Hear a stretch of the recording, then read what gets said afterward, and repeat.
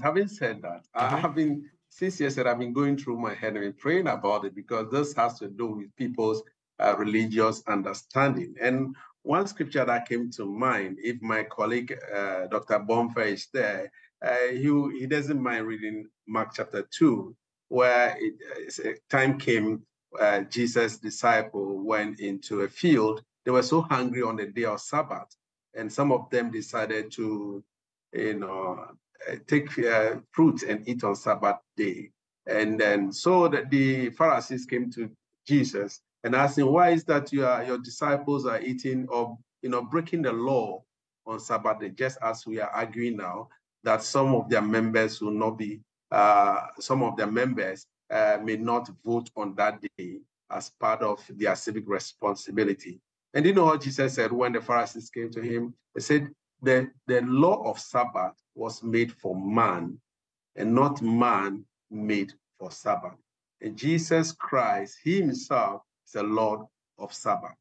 And so for us to understand this religious argument, not a constitutional argument, to understand this religious argument, we should also understand that the law, which is the Sabbath law by God himself, Jesus said that it was made for man. And so man can decide to agree or not to agree. That's why on that day, his disciples even ate or decided to go against the law that was made for Sabbath. Having said that, my brothers from the Seventh-day Adventists should be able to, as they started, they started some conversation with other religious bodies. They should continue same and get to Parliament to be able to convince a majority of us why the day, not the date, the day. Their problem is the day. I heard you talk about the day, the Sabbath, the Saturday. Why, if it falls on that day, we should not hold the election on that day.